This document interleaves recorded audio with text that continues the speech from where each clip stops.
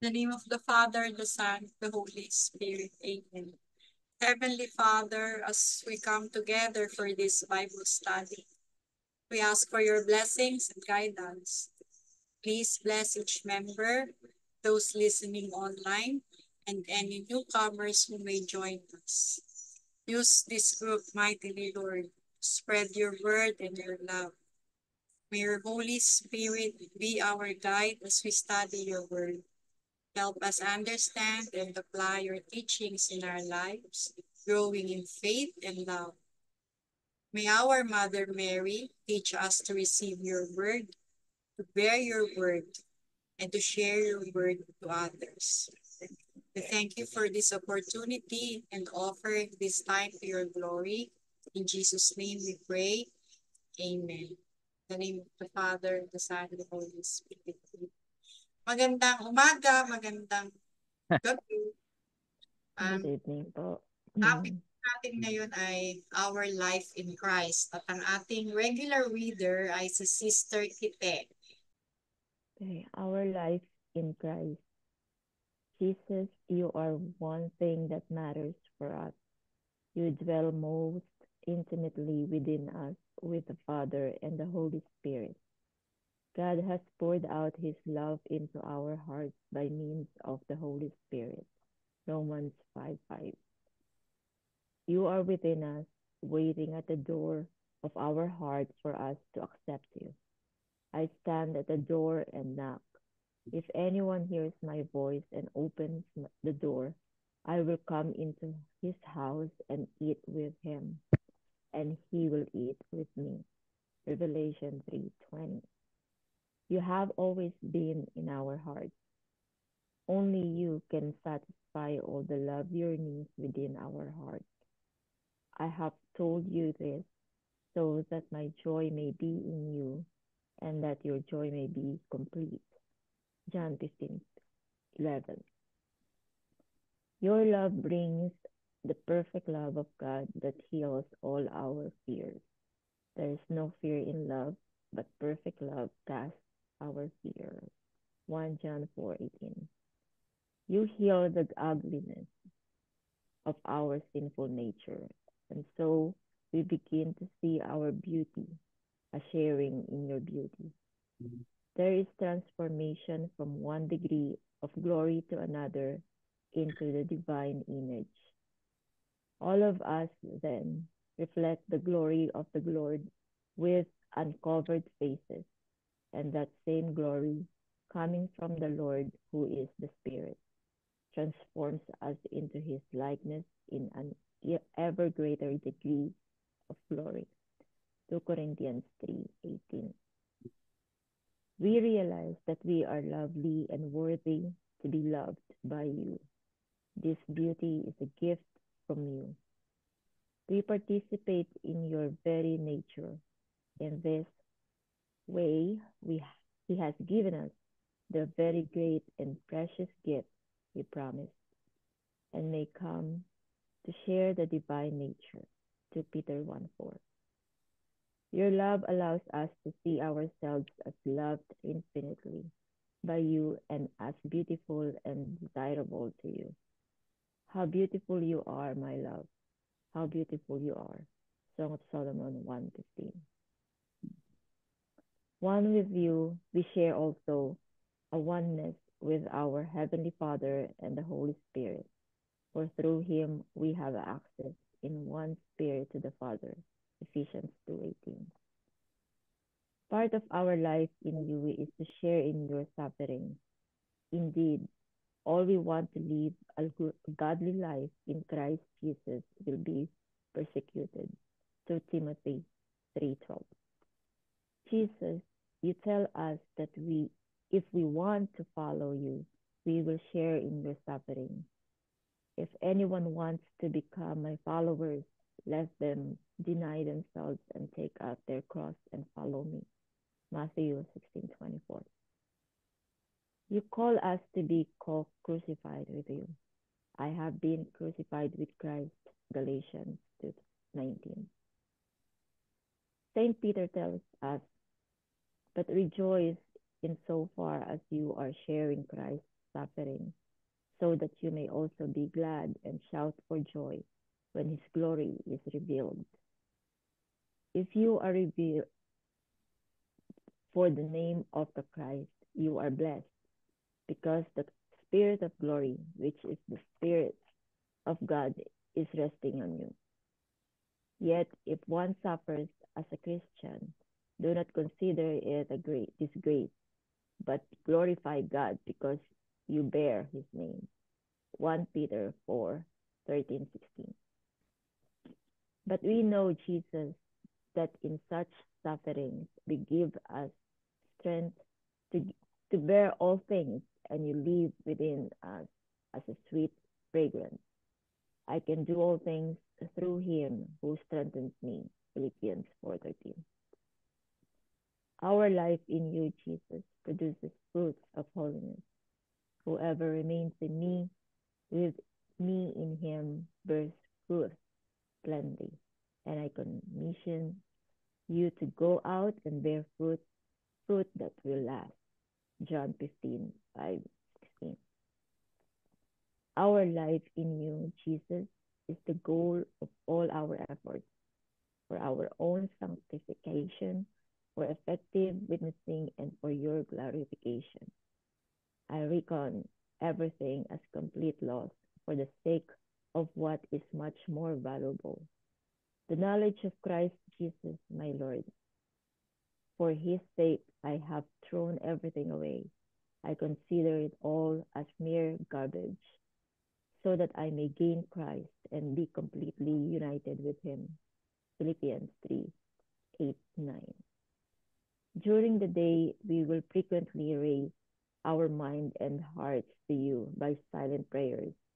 We will share your life more and more by the fervent reception of the sacraments, especially in Holy Mass and Holy Communion. And we will model our behavior upon your behavior. For what is life? To me, it is Christ. Philippians 1:21. You are the source of all graces. You merited for us and communicated to us all the graces for us to be holy. We will receive and share your life more and more in the degree in which we live united to you. Since you have accepted Christ Jesus as Lord, live in union with him. Keep your roots deep in him. Build your lives on him and become stronger in your faith. Colossians 2:6. Be with us, Jesus, so that we may give glory to God and thus fulfill the end for which you have created us. We glorify God in the degree in which our adoration and service to him proceeds from you living in us by the communication of your Holy Spirit. In heaven, our share of eternal happiness and of the glory we shall give to God is proportionate to our life in you, in which we die. The sun has its own beauty, the moon another beauty, and the stars a different beauty. And even among stars, there are different kinds of beauty. 1 Corinthians 15:41. Thank you. And God bless us all. Magandang umaga, magandang gabi. Bishop. Sige. Oo. Thank you po, Sister Kite, for reading our reflection on our life in Christ. Ito po buhay natin kay Kristo. Siguro para ma-appreciate natin ng husto ito, maganda isipin na mahal tayo ni Jesus. Kasi yung commitment natin kay Jesus, batay po yan sa ating conviction, sa ating naranasan, sa ating pag-iisip, sa ating mga ginagawa, na mahal tayo ni Jesus. Dahil mahal tayo ni Jesus, ang buhay natin kay Jesus ay napapaloob na sa kanyang kagustuhan. Kaya ang pinaka-importante sa lahat ay si Jesus na. At si Jesus, He dwells within us. No?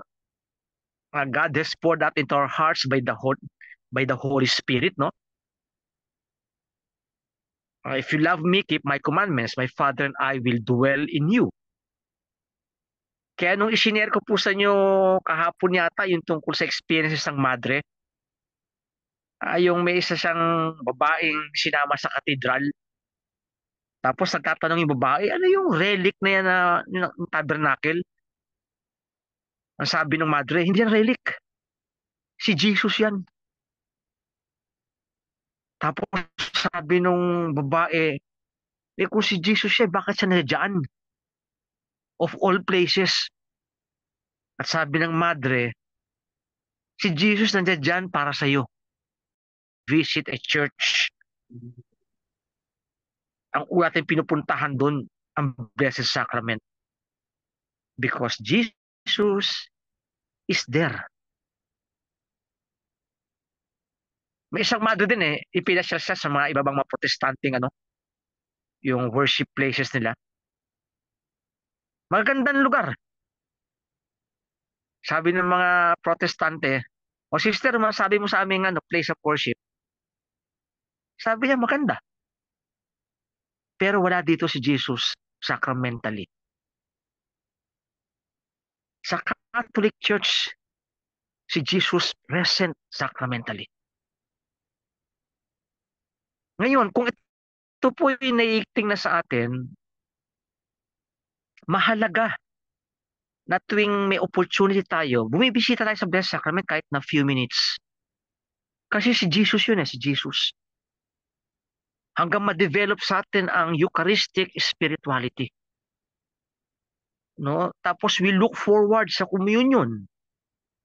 Diba, isinare ko rin po sa inyo, the other day ata yun, yung tungkol kay Imelda Lambigini, yung saint na 8 years old na babae. No? Tinitignan niya yung mga madre pag tumatanggap ng communion. Tapos lagi niyang tanong sa mga madre, hindi ba kayo namamatay pag na-receive niyo si Jesus? Sabi, ano ibig sabihin mo?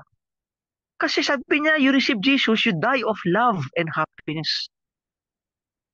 Totoo, kasi sinabi ni Juan, sa 1 John, chapter 4, God is love. God is love. Biro mo tinatanggap po yan every time you receive communion. Kahit na hindi tayo mamatay physically out of happiness and love, pero anong epekto sa buhay natin? We accept God who is love and who is happiness. May epekto ba sa atin yan? Tapos alam niyo yung batang yun na natanggap niya yung communion for the first time, kasi noong time niya, bata pa siya, hindi pa siya pwede, may ruling ang church, di pa pwede tumanggap May naiwang isang hostya sa chalice ng isang pare. Tapos alam niyo yung hostya, lumipad at pumunta sa noo ng bata, si Imelda. Naisip ng pare, it is time to give Imelda the Holy Communion. Binigyan niya ng communion yung bata, si Imelda. Tapos grabe yung kanyang grace, no? Nasa ecstasy siya. Hinayaan ng madre muna. Tapos nung matagal na, nilapitan ng madre si Imelda. Sabi niya, tayo ka na. Gawin natin yung ibang gawain sa kumbento. Hindi kumikibo si Imelda. Tapos nung hinawakan ng madre, bumagsak sa kanyang arms, patay na pala si Imelda. She died of happiness and of love. So yung life natin kay Christ, hindi lang yung ating commitment Hindi lang ginagawa natin kay Kristo, kundi yung anong ginagawa ni Kristo sa ating buhay. No? He is love, He is happiness, He is our joy, He is our strength, He is our peace. No? Lahat po ng katangian ng Diyos ay nag-dwell within us because of Christ's love for each and every one of us. Kaya narapat lang na i-cultivate natin itong love natin for Jesus.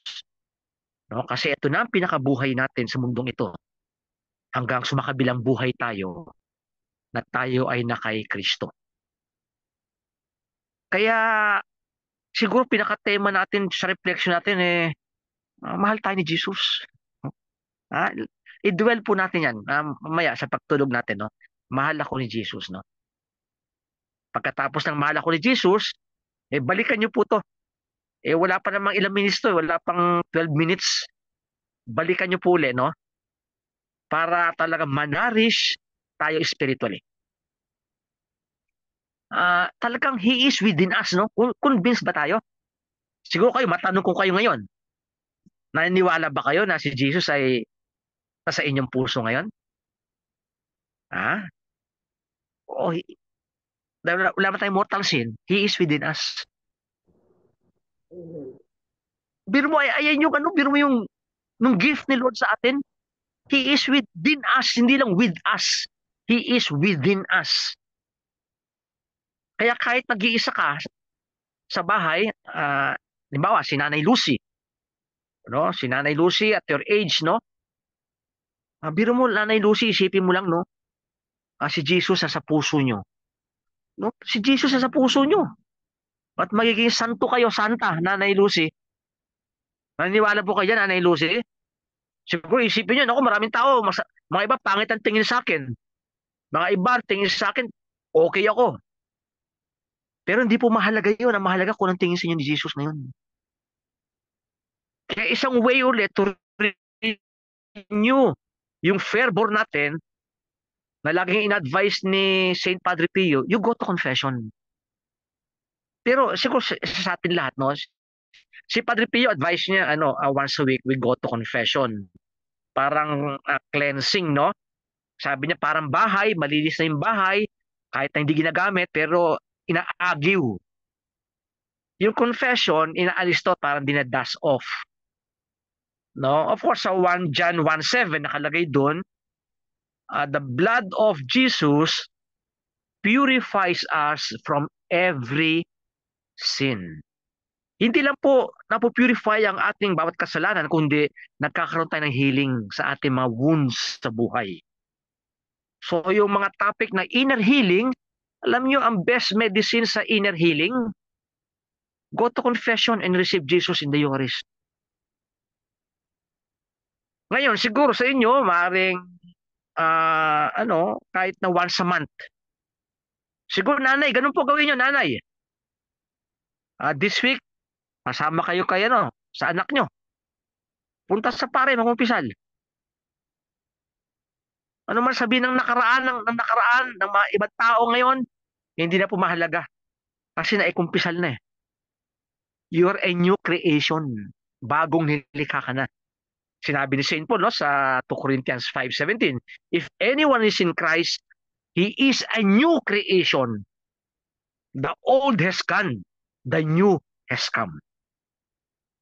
Kaya kung gusto po natin lagi maging new creation tayo, we go to confession and receive Jesus in the Eucharist. Of course, the first time na naging new creation tayo, nung tayo ay bininyagan, no? Kaya Nanay Lucy, gusto ba maging santa? Sister Emily, Sister Edith, Sister Kite, no? Sister si Min, si Sister Jessica, si Sister Karina, si Brother Egay, si Brother Aldrin, si Bishop Lito, yung mga Armor of Faith Prayer Group, San Martin de Porres Church, Christ Family Prayer Group. Pwede tayo maging santo at santa. Pwedeng umpisahan. Ngayon mismo, hingi tayong tawad kay Lord. Tapos kung bukas, so this week, mangumpisal tayo. New creation na tayo niyan eh. Tapos we receive Jesus in the Eucharist. That is our life in Christ. No, mahal tayo Jesus no? Kaya nga yung from now on, yung lagi natin sinishare, no? Anong gagawin ko para maging santo ako at santa? Nakapag-kumpisal tayo, nag-communion tayo, no? As much possible, every day. Mag-communion tayo. Tapos yung gagawin natin, throughout the day. Nung kino-quote lagi natin, 1 Corinthians 10:31. Whatever you do, whether you eat or drink, do it for the glory of God. Halimbawa, si nanay, pagkagising. Oh Lord, yung pagkagising ko, I offer it to you for your glory. Pagkagising, ha? Papunta ng banyo. Maliligo, o magsisipilo, whatever. Oh, Lord, ino-offer ko to you for your glory. Kakain ng breakfast. O nanay, kunya kakain ka ng breakfast na. O, Jesus, I offer this for your glory. For the salvation of souls. Tapos kung malakas pa, lakad-lakad, exercise konti, o linis-linis, I do this for your glory, Jesus. For the salvation of souls. Mas magmerienda. O, for the glory of God. Manonood ng TV. Makikinig ng radyo. O, I do this for the glory of God. Kakain uli. Po siguro matutulog, siesta. I do this for the glory of God. Makapag-rosary siguro, makapag-rosary. For the glory of God. O Divine Mercy Chaplet. For the glory of God. Hapon, merienda. O, I offer this for the glory of God. For the salvation of souls. Kwento-kwento sa kapitbahay. For the glory of God. Di mo nakipagkwentuhan ka lang. You offer it for the glory of God. Tapos maghahapunan ka na, nanay. For the glory of God. Tapos dadasal bago matulog. For the glory of God. Matutulog ka na, nanay. For the glory of God. Ayan po gawin nyo, nanay, everyday. Pag pumanaw tayo, isa na po kayong santa. Yan ang ginawa mo. Ayun lang. Buong araw in-offer ko for the glory of Jesus, for the glory of God, for the salvation of souls. Ganun lang po, nanay. Go to confession once a month. Go to communion. Kung everyday. Yung paglalakad nyo, hirap na hirap na maglakad minsan, for the glory of God. Saint na po kayo yan. Maging saint kayo. Ganun din po sa ating lahat na medyo malakas-lakas pa. Yung ginagawa natin, no? Ito rin po yung sinasabi ni Saint Paul, no? Aside from 1 Corinthians 1 Corinthians 10:31, meron din Colossians 3:17. Halos pareho din. Ano nakalagay sa Colossians 3:17? Basahin ko. Everything you do or say should be done in the name of the Lord Jesus as you give thanks through Him to God the Father. Ang bawat gawin natin o ating sinasabi, gawin natin yan sa ngalan ni Jesus habang tayo nagpapasalamat sa Kanya sa kaluwalhatian ng Diyos Ama. Magiging saint na tayo. Ayan lang po, no? Sapagkat si Jesus lamang ang makapag-satisfy ng ating longing, ang ating desire. Di ba lagi nyo narinig sa sinasabi ng pare sa sermon nung sinabi ni St. Augustine? Our hearts are restless until they find rest in you. Restless po tayo hanggang ang ating puso ay hindi napapasa loob sa puso ni Jesus. No? Kaya nga sinabi ni Jesus sa Matthew 11:28, Come to me, all you who labor and are burdened, and I will give you rest. For my yoke is easy and my burden is light. Ayun po si Jesus. Nagbibigay po siya ng kapahingahan ng ating puso. Come to me. Learn from me, for I am gentle and meek of heart. No, kaya ayun po yung buhay natin kay Kristo. Throughout the day, gawin natin sa ngalan ni Jesus, for His glory, for the salvation of souls, ang buhay natin kay Kristo hanggang tayo ay pumanaw sa kabilang buhay. Ayun po ang pagiging santo at santa natin. Sa ating naghahanap buhay pa, yung ating trabaho, ino-offer din natin kay Jesus, no? At may mga ibang gawain pa. Pero yung sa mga mga wala nang ginagawa na, mga nasa bahay na lang, mga baldado na, mga may sakit na, ialay nyo yung sakit ko, Lord, for your glory. Magiging santo at santa ka. No? Si Nanay Lucy, no? Ganun po, no? Kaya yung we receive love and happiness, no?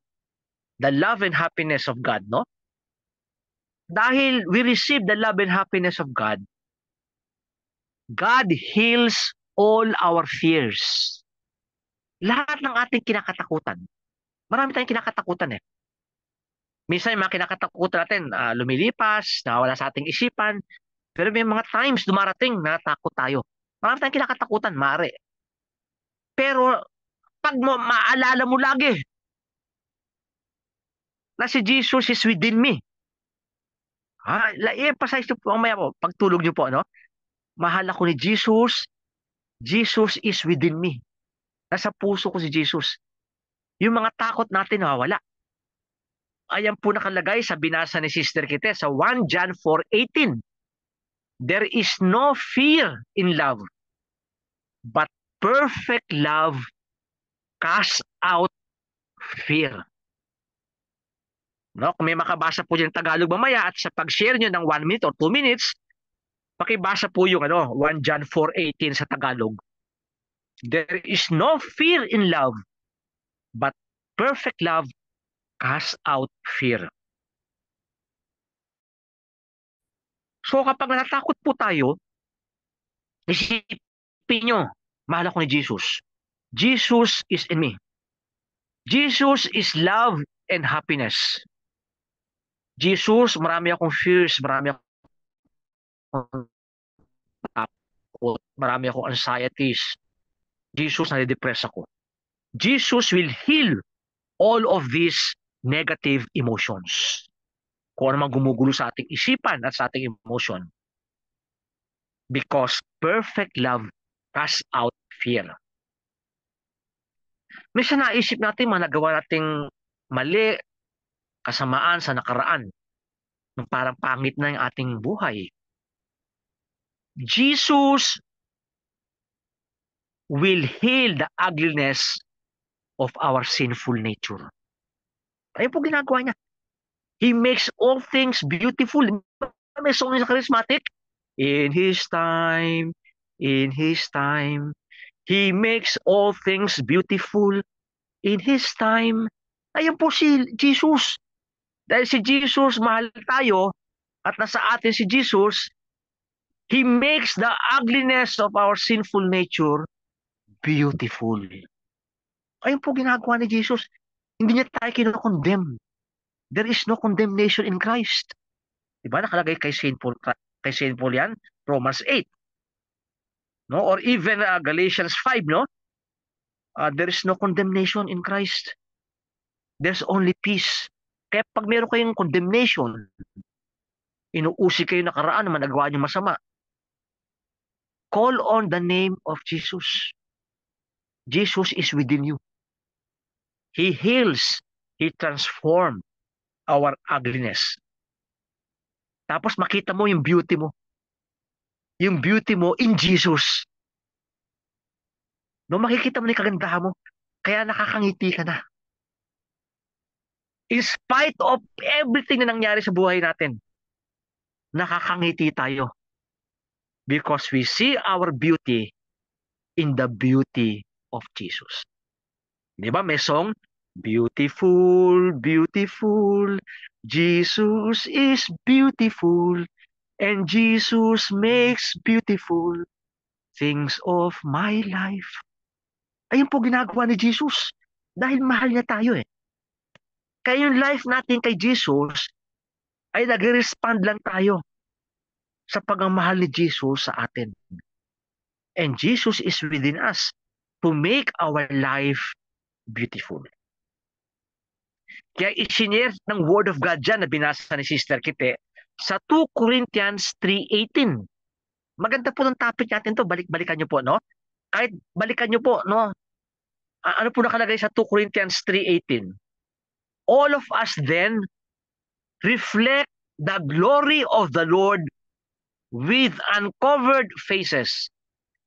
And that same glory coming from the Lord, who is the Spirit, transforms us into His likeness in an ever greater degree of glory. Ayun po yun. Pinapaganda ni Jesus ang buhay natin at tinatransform tayo sa greater degree of glory. No, pataas ng pataas, kumbaga sa hagdanan, yung baitang, pataas ng baitang ang glory natin sa life natin kay Jesus. Bumisita po kayo sa mga mongha. Tignan mo yung buhay nila. Sister, di ba kayo naboboard dito? Nandito lang kayo? 24 hours? Tapos sa Blessed Sacrament kayo? Tapos lahat ng ginagawa nyo for the glory of Jesus? Tanongin niyo mga madre. Alam nyo, isa lang ang sagot ng mga madre. Napakasaya namin. At yung saya namin nag-i-increase lagi from one degree of glory to another. Ganun po din tayo sa buhay natin kay Kristo. Minsan marami tayong gawain, no? Alam ni Bishop Lito yan. Minsan marami tayong gawain, no, sa simbahan, no? O yung mga choir members dyan, maraming gawain. O yung mga altar servers, yung mga lahat ng miyembro ng ng simbahan, maraming gawain. Minsan pag may mga pista, mga novena, no, may mga prosesyon, pinaghahandaan yan. Tanungin nyo, masaya ba kayo sa ginagawa nyo? Pag sinabing hindi, ay nako! I-review natin, mag-renew tayo sa buhay natin kay Kristo. Kasi lahat ng ginagawa natin yan for Jesus eh. Nakapagod tayo, pero the degree of happiness ay tumataas. Mga iba bumibitaw sa gawain ng simbahan. Bakit? Napapagod na eh. Basta ganun, tinatanong ko sila. Bakit? Lahat ba ng gawain ng simbahan, hindi nyo inaalay kay Jesus yan and for Jesus? Kasi pag lahat ng ginagawa nyo ay for Jesus, for the love of Jesus, for the glory of God, yung happiness nyo hindi po matatawaran yan. Makakalimutan nyo ang ligaya na inaalay ng mundo. Ayun po sekreto niyan, mga iba kataka ka. Bakit mga iba laman niya lagi ng mga ng masasamang ligaya ng mundo? At ngayon hindi na. Tanungin niyo mga narinyo kay Lord. Tanong niyo. Dati laman niya ng mga beer house sa mga lalaki. Mga dati laman niya na kung saan lugar. Mga sauna, lahat ng klase. Tanong niyo bakit? Ano sabihin nila? Yung ligaya ng mundo ay hindi maikukumpara sa ligaya na bigay ni Jesus. Because the happiness and love of Jesus, tumataas po ang degree of glory. He transforms us and reflects in our lives the glory of the Lord. Kaya napakaganda po na maglingkod kay Jesus. Ayun po ang buhay natin kay Jesus. Dahil mahal tayo ni Jesus at Jesus is within us. At ganyan, minsan bumisita si Pope Benedict XVI, di ba? Namatay na yung Pope natin, si Pope Emeritus. Pumunta siya sa mga elderly, tatanda na ng mga elderly. Sabi sa kanya, ano message po sa amin? Kasi mga matanda, mga iba may mga sakit na, mga iba talagang almost paralyzed na. Anong message mo sa amin, Pope Benedict? Sabi ni Pope Benedict, kasama niyo na ako, dahil matanda na rin ako, marami na ako sakit eh. Pero mabakas sa ating mga mukha that we are loved infinitely by Jesus. So sa pagtanda natin, lahat po tatanda, at siguro sa atin mga may sakit, baldado, pero makikita sa ating mukha, makikita sa ating buhay that we are loved infinitely by Jesus. Ayun na po lahat. Kakayanin ang lahat ng pagsubok ng ating pagtanda, ng ating mga sakit. Kakayanin lahat yan. Bakit? We are loved infinitely by Jesus. We can carry our cross daily. Kahit anong bigat po yan. Sapagkat alam natin na mahal tayo ni Jesus. Jesus is in us. And we are loved infinitely by Jesus. Ayun, huwag niyo po kalimutan yun. Infinite love, walang hanggan. Kaya pataas ng pataas po ang degree ng ating happiness at glory. Ayun po eternal life. Kaya yung heaven, very exciting ang heaven. Okay, sabi, ano na tayong gagawin sa heaven? Kundi kakanta tayo, magpupuri. Hindi ba nakakatamad yan? No. Because of the infinite love of God, the degree of our happiness will always increase for all eternity in heaven. At yan ay nangyayari na habang tayo ay nabubuhay sa mundong ito. Kaya karamihan ng po sa ating grupo ay matanda na rin, may mga edad at may mga sakit na. Kakayanin po lahat yan. Basta lagi natin itatanim sa ating isipan na mahal tayo ni Jesus. Jesus is in me and Jesus loves me with an infinite love. Kaya dinidesire tayo ni Jesus. Hindi na tayo nag-desire kay Jesus. Si Jesus mismo ang unang nag-desire sa atin. Nung binasa uli ni Sister Kite, no? Song of Solomon chapter 1 verse 15. Ano sinabi ni God? How beautiful you are, my love. How beautiful you are. Biro mo sabihin sa iyo, Sister Emily, ni God, how beautiful you are, Emily. Bakit? Change niya yung puso natin eh. How beautiful you are. Oh, Sister Karina, biro mo sabihin sa iyo, Karina, my daughter, how beautiful you are, my love. Biro mo, love ka ni Jesus. You are the love. Kaya di ba may song tayo dati, 1984, di ba? You are the love of my life. I knew it right from the start. The moment I look at you, you found a place in my heart. Ganun si Jesus sa atin. Love tayo ni Jesus. You are my love. Hindi mo sabihin ni kay Brother John, kay Brother Egay, Brother Alvin, Brother Aldrin. You are my love. Love ko yan eh. Love ko yan. No? Solomon, Song of Solomon chapter 1 verse 15. How beautiful you are. Lord, Lord, hindi yan totoo. Napakadumi ko. Makasalanan ako, Lord. Madumi ako. Sabi ni Jesus, no. Because you are already in me. Nangumpisal ka, may kang tawad sa akin, nagsisi ka, I make you beautiful. Parang butterfly, di ba? Nung una, parang ano lang yan, uod. Tapos yung uod niya, nagiging butterfly na pakanda. No, kaya siya sabi ni St. Teresa of Avila, magiging butterfly tayo. Hindi mo sabihin sa bawat isa sa atin. No, Ate Edith, no? Si Ate Baby, si Min. Ha? Lahat tayo sabihin, how beautiful you are, my love. Kung mamayang gabi, bago matulog, Lord, love mo ba ako? That I am your love. At yung love na yung infinite love, naku, talagang gaganahan ka magtrabaho ni kay Lord yan eh. Di ba, Bishop Lito? Di mo isip, mahal na mahal ka ni Jesus. And you are the love of Jesus. How beautiful you are. Lord, hindi. No, you are beautiful. Because the blood of Jesus cleanses us, purifies us from every sin. He makes us beautiful.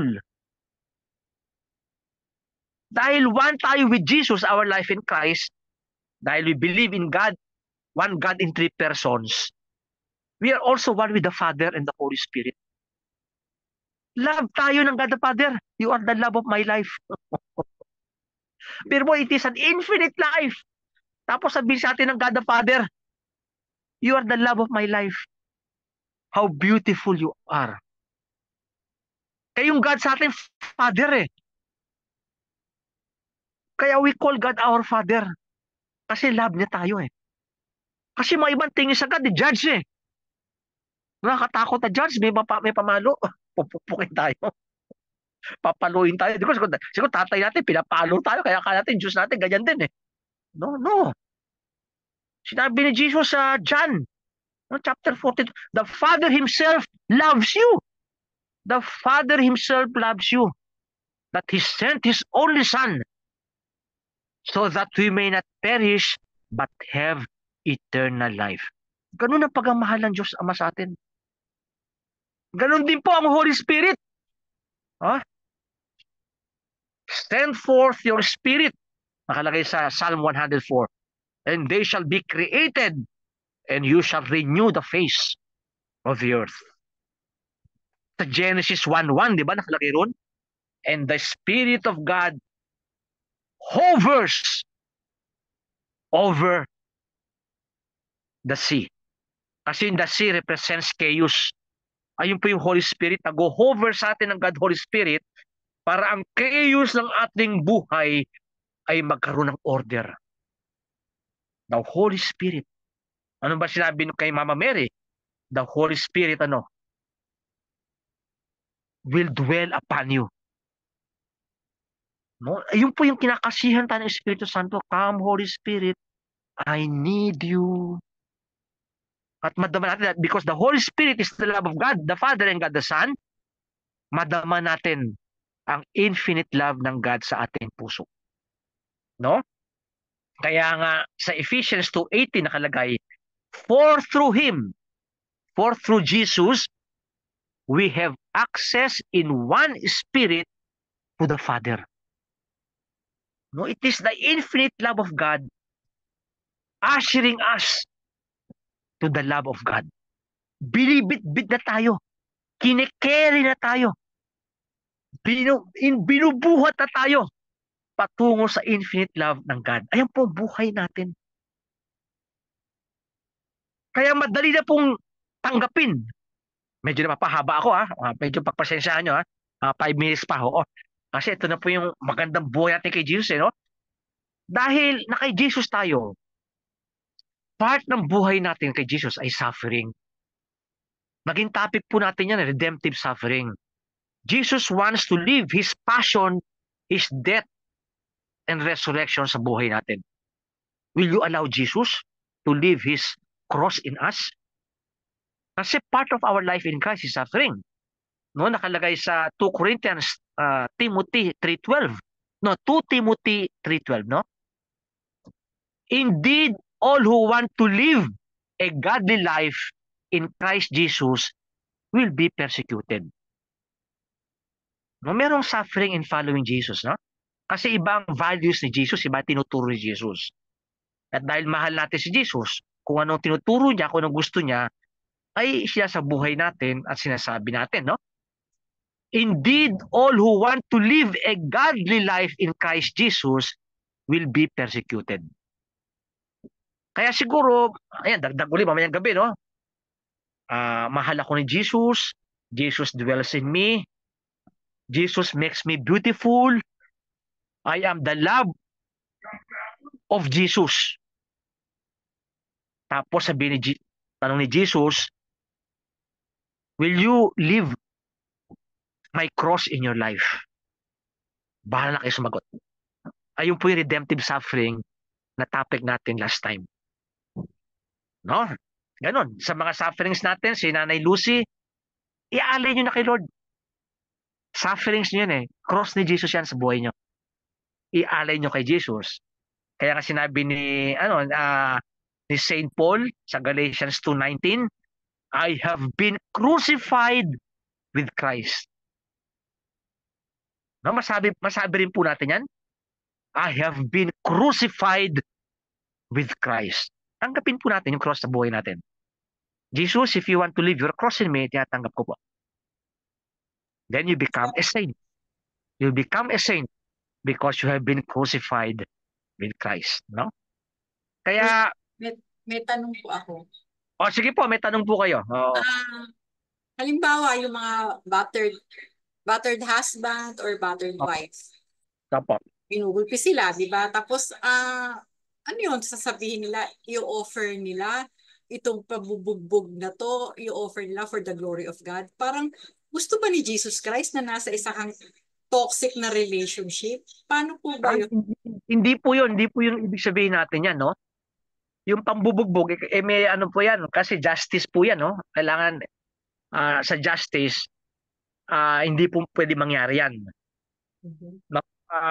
In any relationship, since it is relationship love, kailangan po yan may justice, no?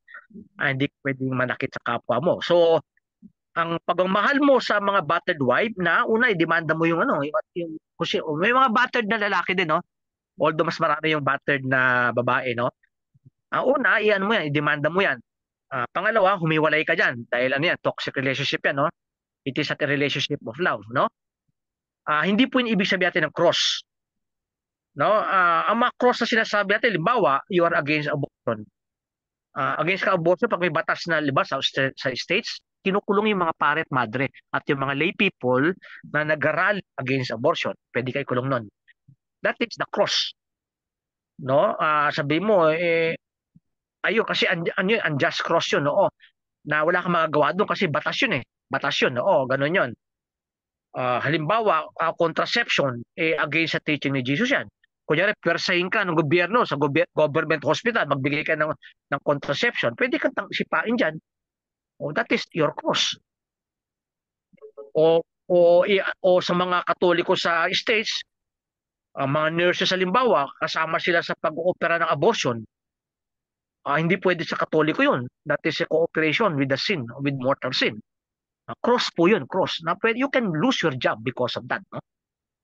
Halimbawa, ang mga cross natin, halimbawa, yung ano, yung paghihintay ng ano, ng sasakyan sa sobrang traffic. Cross yan everyday, yung traffic. Wala kang magawa dyan eh. Well, dapat gawa ng gobyerno yan. Dapat gawa, kasi nagkaroon ng gobyerno, nagkaroon ng mga agencies para ayusin ang traffic. Pero in the meantime, habang walang dinaayos ng traffic, cross ng buhay yan. Hindi yung habang nagmumura ka, tataas ang blood pressure mo, minumura mo lahat, ganyan, no? Tapos yung mga, walang hanap buhay, yung mga nag-grab.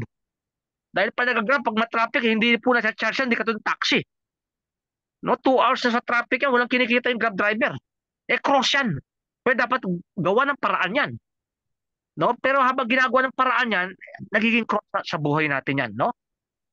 Yung mga mababa ang sahod, cross yan, pero dapat hindi yan tinatanggap na cross. Kailangan ipaglaban mo yan. Sabihin, idaing mo sa gobyerno na masyado nang mababa ang sahod tapos sa taas na mabilihin. So cross yun, pero yung cross na yun, binabago natin para may resurrection. No? Yung mga sinasabi kong cross minsan, wala na resurrection. Ang resurrection yan, pag tinanggap mo, limbawa, yung mga may sakit tayo, limbawa, may sakit tayo na mag-lead to death na. Tanggapin mo yung cross na yon, tapos sa resurrection mo niyan, tinanggap mo at pag namatay ka, maganda yung premyo mo sa langit. Yung mga wala na magawa. No? Pero may mga cross na dapat natin binabago para magkaroon ng resurrection ng buhay na tao. No? Halimbawa, lagi kang chismis ng kapitbahay mo. No? O cross yan, biro mo. Pero paninira yun. That is character assassination. Pwede mo sa idemanda, pabarangay mo. Cross yun. Kasi ano yan, sa relationship, kailangan nyo mayroong justice. No? At bawa, daming umuutang sa'yo. Tapos nangangailangan ng pera, sinisingil ka na. Walang may bayad. Pakiusap. Cross yun, hindi ka binabayaran sa utang mo eh. Dahil ano rin, so sa hirap ng buhay, hindi kita mabayaran. So yung cross ng buhay natin, may mga cross na kailangan ng resurrection. May mga cross na wala ka na magawa eh. Wala ka na magawa, no? Ayun ang ibig ko sabihin nung wala ka na magawa. Salamat. Oo. Mga traffic, ano pa ba mga mahalang bilihin, cross yan, no? Kasi ano ka nag-suffer yung health mo dahil ang pagkain mo, yung health mo nag-suffer, no? Cross yan, pero kailangan mong gawa ng paraan. May mga kaya nga nagkakaroon ng eleksyon eh. Nagkakaroon ng eleksyon, no? Ano ba, ayuda, hindi ka binigyan ng ayuda. No, 16,000 napunta siya 4,000 lang. Laking cross yan, biro mo. Ayuda raw. Marami ganyan, marami ko narinig. Ganun. 16,000. Oo. So, mga cross po yan dapat palitan, no? So, may distinction po yung cross na no? Ganun, no? Salamat po sa paliwanag. Opo, oo. Sige po, mga mayroon pong gustong basta tong cross na to, nakalagay rito, it produces holiness, kabanalan. No? Nagpo-produce to ng kabanalan eh. No? Nakalagay kay John 15 verse 5 and 16, whoever remains in me, with me in him, bears fruit plenty. Tapos, and I commissioned you to go out and bear fruit that will last. No? Kaya yung buhay natin, siguro mga 2 minutes na lang, no? Our life in Jesus is the goal of our efforts. So lahat po ng efforts natin, lahat ng ginagawa natin to, ang goal nito, our life in Jesus. Ayun lang po. No? Our life in Jesus. No? Throughout the day, itinataas natin. At siguro, sinabi ni St. Paul sa Philippians 1:21, dito na po ako mag-end. For what is life? Ano ba ang buhay? Sinagot ni St. Paul, to me, it is Christ. O basahin nyo, Philippians 1:21, kung may Tagalog dyan, pakibasa po. For what is life? Ano ba ang buhay? Sagot ni St. Paul, to me, it is Christ. Philippians 1:21. O sige po, yung mga gusto mag-share, magtanong, mag-share po. Itong topic na to, medyo napahaba ako dahil ito na po yung goal ng buhay natin bilang Kristiyano eh.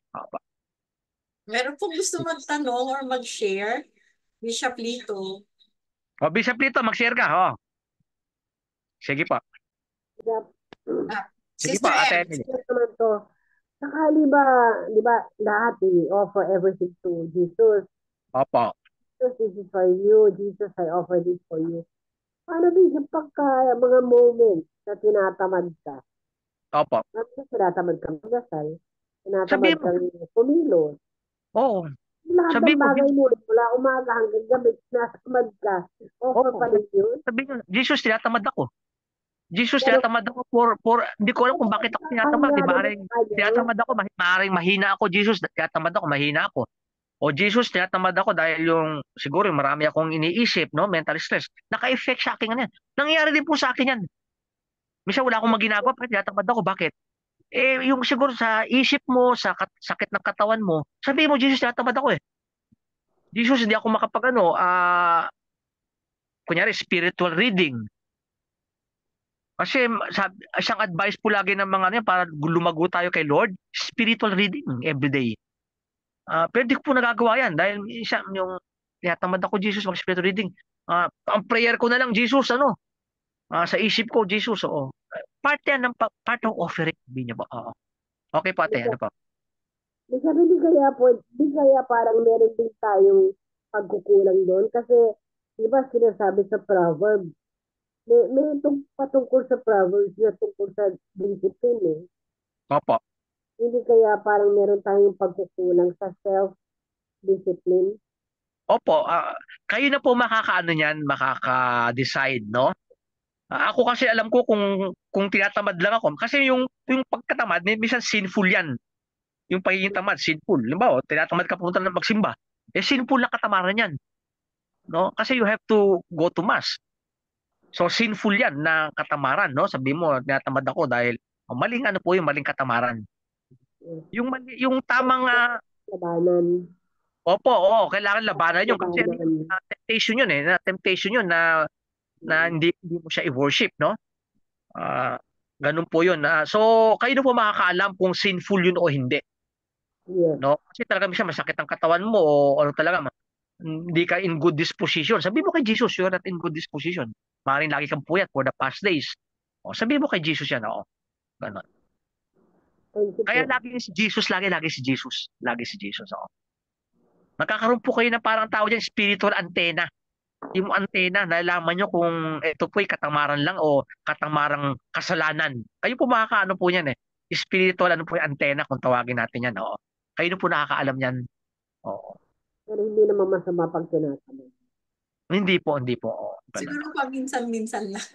Oo. Paminsan-minsan lang naman. Halimbawa, nung inoperahan ako sa gallbladder ko. Paminsan-minsan lang naman. Nung inoperahan po sa gallbladder, hindi po ako makapagdasal.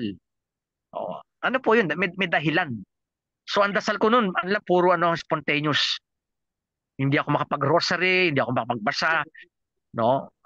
Nakapag-misa ako.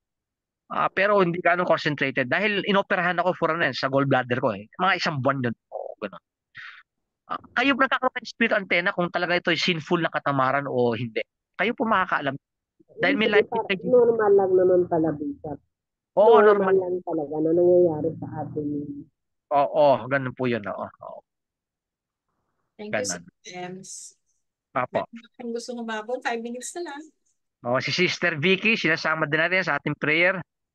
Oo, pati sa mga sa umattend po dyan ngayon, ha, mga nakatalikod, siya, birthday ni Ate Yoli, ha? Happy birthday sa iyo, Ate Happy birthday, Yoli. Sister Yoli. God bless Oh, you. Sister Yoli, happy birthday, ha? Lahat po kayo nakikita ko yan. 1, 2, 3, 4, 5, 6 ata. Oh, Sister Melly, si Brother Roland, si Ate Net, ha? Oh, sino po yung katabi ni Sister Yoli?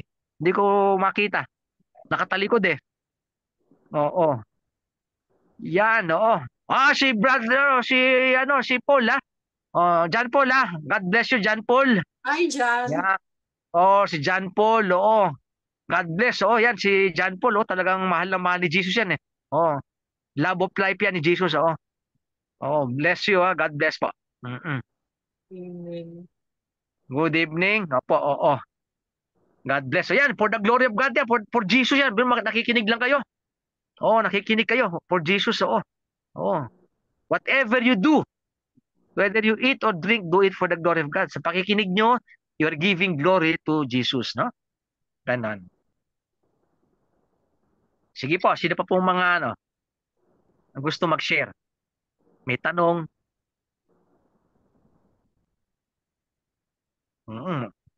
Attend kayo ng sa piyesta ng ng San Martin sa November 3. Attend po kayo kung free kayo, ho. Attend kayo, ho. God bless.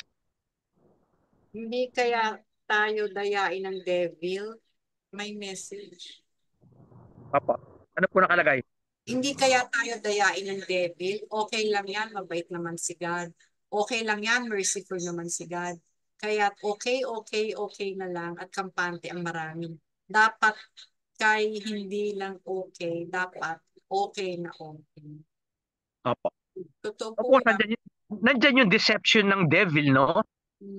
Yung deception ng devil kasi lagi sinasabi okay yan kay Jesus eh. Pero dahil nakapag-aral tayo, alam natin di okay kay Jesus yun. Kasi kaya mahalaga po yung pagpipreach natin kung ano yung mga okay kay Jesus at hindi okay kay Jesus. Diyan po ang role ng Catechism of the Catholic Church.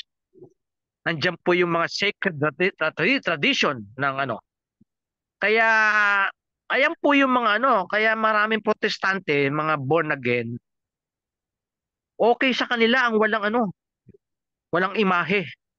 Okay sa kanila ang walang rosary. Ay hindi.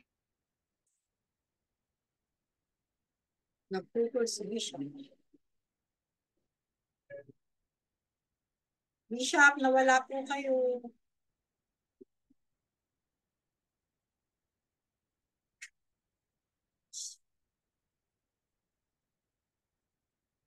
Bishop!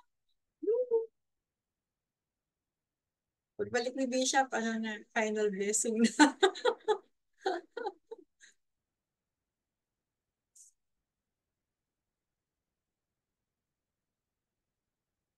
Wala na. Nahang na si Bishop. Oo. Ayan, bumalik.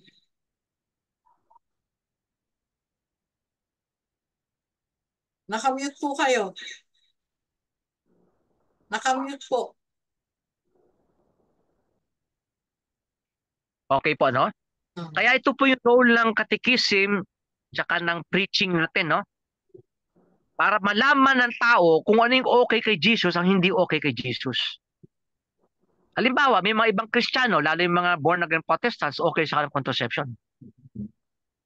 May mga ibang Kristiyano sa States, okay ang abortion. Hindi okay kay Jesus yan. Hindi okay kay Jesus yan. No? Kaya, ayun po ang halaga ng evangelization natin. Papaalam natin sa tao kung anong okay kay Jesus at hindi okay kay Jesus. Ayan po tungkol sa mga teachings. No? Mga iba paminsan-minsan ng babae o ng lalaki, hindi okay kay Jesus yan, hindi okay kay Jesus. Dahil mortal sin yun eh. Mortal sin. Kaya kailangan nagpi-preach tayo. Kaya if you preach, you will suffer. Because anyone who lives a life of prayer, of godly life in Jesus will be persecuted. Nakalagay yan, binasa natin kanina. No, kaya napakahalaga po na alam natin kung anong gusto ni Jesus, kung anong okay kay Jesus at hindi okay kay Jesus. Ganun. Thank you po, Bishop. Final blessing na po. Sige po, no? So, itaas po natin kay Lord ang lahat ng pangailangan ng ating mga brothers and sisters sa Martin de Porres Church, Armor Faith Prayer Group, si Sister Karina, Sister Edith, Sister Vicky, Sister Jessica, Sister Min, Sister Lucy, Sister Emily, Sister Kite, si Ate Baby, Brother John, Brother Alvin, Brother Aldrin. Lahat po, Panginoon, tinataas namin. In Jesus' name, amen. The Lord be with you And and with your spirit. May Almighty God bless you, the Father, the Son, and the Holy Spirit. Amen. God bless. God bless. God bless. Amen. Good God bless. night.